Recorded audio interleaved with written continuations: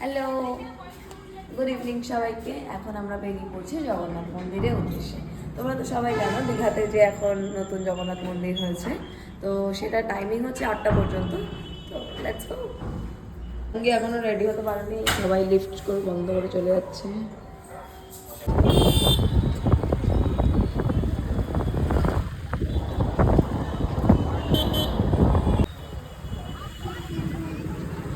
কি সুন্দর আছি আমরা মন্দিরে। এদিক দিয়ে ঢোকার রাস্তা নাকি রাখবে।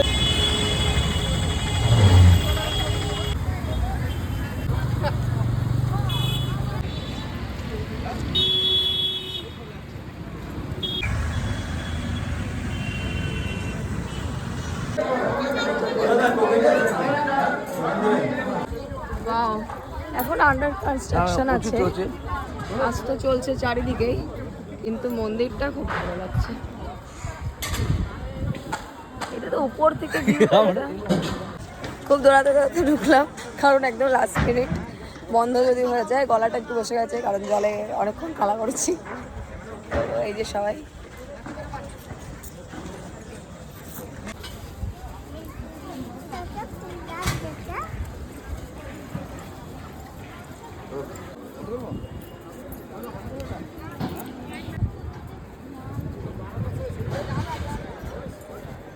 আর আটকে দিলেই মুশকিল।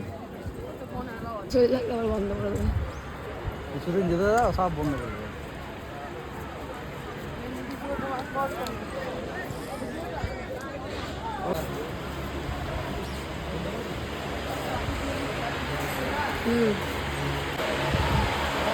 বিশাল গেট তো।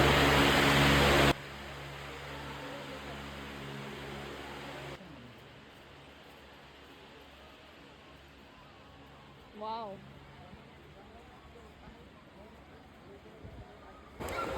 মন্দিরতে ঢুকে গেছি, এখনো জগন্নাথ দেবের দর্শন হয়নি, যাচ্ছি ভেতরে। তো জগন্নাথ দেবের যতটা আমি গল্প শুনেছি যে এখানে পাশেই কোনো গ্রাম ছিল যেখান থেকে জগন্নাথ দেবের হাতটা ভেঙে যাওয়ার কারণে ওনাকে নদীতে ভাসিয়ে দেওয়ার কথা পুরোহিত মশাই জানিয়েছিলেন। তো সেটাই আমাদের এখানে ভেসে ভেসে এসছে দীঘাতে। তো সেটাই হচ্ছে গিয়ে মন্দিরে এখানে প্রতিষ্ঠিত হয়েছে। জানি না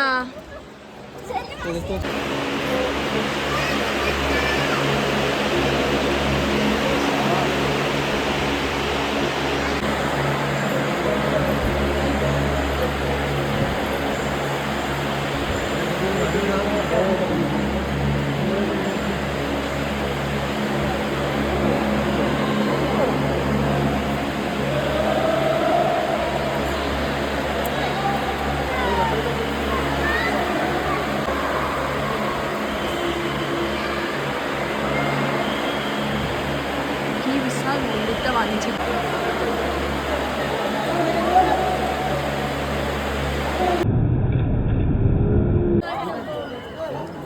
বাপরে কি বিশাল রে মন্দিরটা লাগছে।